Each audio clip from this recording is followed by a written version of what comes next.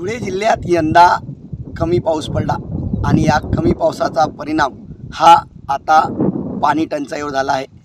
जिल्ह्यातील अनेक प्रकल्पांमध्ये पाणी साठा शिल्लक नाही आणि त्यामुळे अनेक नागरिकांना पाण्यासाठी भटकंती करावी लागत आहे।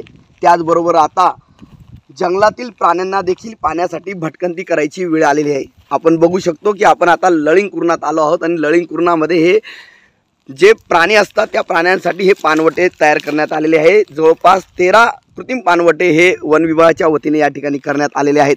मात्र आपण जर बघितलं तर लळिंगकुर्ण हे अक्षरशः पूर्णपणे सुकलं आहे। इथली झाडं ही जी आहे हिरवी राहिलेली नाहीत। दुष्काळाच्या ज्या झळा आहे या ठिकाणाहून अधिक तीव्र जाणवू लागल्या आहेत। अनेक प्राणी या ठिकाणी आहेत, त्यात प्रामुख्याने बिबटे, हरण, मोर यांची संख्या सर्वाधिक या लळिंगकुर्णात आहेत। गेल्या काही महिन्यात बिबट्यांचे हल्ले हे गावागावात झाले आहेत। पाणी नसल्याने बिबटे हे अनेक गावात शिरून बालकांवर हल्ले करत आहेत। त्यात 2 बालकांचा मृत्यू देखील झाला आहे। त्यामुळे हे हल्ले थांबवण्याचं आव्हान वन विभागाकडे असताना या पाणवट्यांमध्ये जर पाणी टाकले गेलं तर हे जे काही वन्य प्राणी आहेत हे गावाकडे वळणार नाहीत। मात्र तसं होताना दिसत नाही। याच महिन्यात एवढी पाणी टंचाई निर्माण झाली आहे की जंगलातले जे तलाव आहेत ते आटलेले आहेत आणि त्यासाठी कृत्रिम पाणीचे तलाव केलेले असले तरी त्यामध्ये पाणी नसल्याने वन्य प्राणी हे गावाकडे वळत आहेत।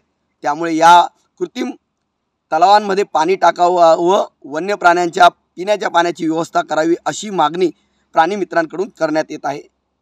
ही मागणी वन विभाग करेल का अशी आशा बाळगूया।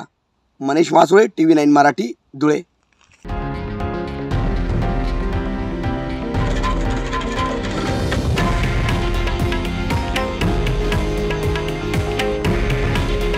हे आहे देशातील नंबर 1 न्यूज नेटवर्क आणि आपण पाहत आहात TV9 मराठी। काळजी तुमची, हित महाराष्ट्राचं।